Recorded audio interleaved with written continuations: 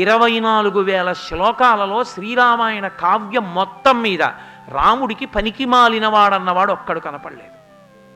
అందరూ పనికొచ్చేవాళ్ళే ఆయనకి. ఆయన వీడు పనికి మాలినవాడరా అని అనలేదు, వాలిని అనలేదు, రావణుణ్ణి అనలేదు, కుంభకర్ణుణ్ణి అనలేదు.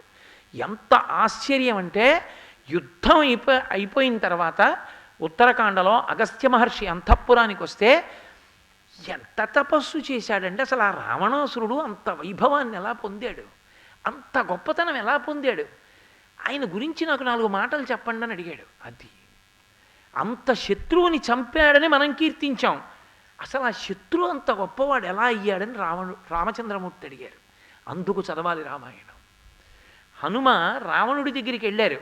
ఇంకొకడైతే ఈ పనికి మాలిన వాడే సీతమ్మని ఎత్తుకొచ్చాడంటారు.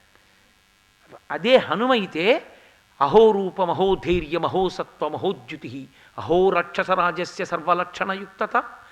ఏమి తేజస్సు, ఏమి పరాక్రమం, ఏమి డాబు, ఏమి గొప్పతనం, అబ్బా ఎంత గొప్పవాడ్రా, వీడి దగ్గర అధర్మం లేకపోతే 3 లోకములను పరిపాలించేవాడ్రా అన్నారు. అది అవతలవాడిలో ఎంత చెడ్డవాడని మీరందరన్న వాళ్ళలో కూడా మంచిని హనుమ చూశారు. రావణుడిలో ఒక్క మంచి చూడ్డానికి మనకేం అభ్యంతరం. అలాగని చిలవలు పలవలు చేయకూడదు.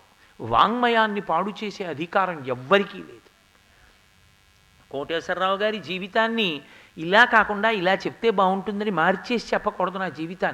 నా జీవితంలో తప్పు ఎక్కడుందో తప్పుని తప్పుగా చెప్పాలి, ఒప్పు ఎక్కడుందో ఒప్పుని ఒప్పుగా చెప్పాలి. మనిషి అంటే ఒక రోజు లాంటివాడు. ఒక రోజు అయితే చీకటి పగలు 2 ఉంటాయి. ఒక మనిషి అంటే కేవల పగలు ఎవ్వరూ కాదు. A man is bound to be an embodiment of both light and dark. అసలు ఆ చీకటి లేనివాడికి వెలుతురు యొక్క అందం తెలియదు. మహాత్మా గాంధీ అంతటి వారు చిన్నతనంలో తండ్రి కంకణంలోంచి బంగారం దొంగతనం చేశారు. పొరపాటు లేకుండా మనిషి ఉండడు, ఎక్కడో పొరపాటు ఉంటుంది, కానీ దిద్దుకున్నవాడు మహాత్ముడు.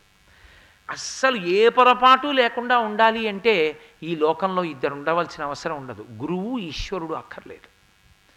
ఏ పాపం లేకపోతే ఈశ్వరుడు ఎందుకు, ఏ తప్పు చెయ్యని వాళ్ళు లోకంలో ఉంటే గురువు ఎందుకు?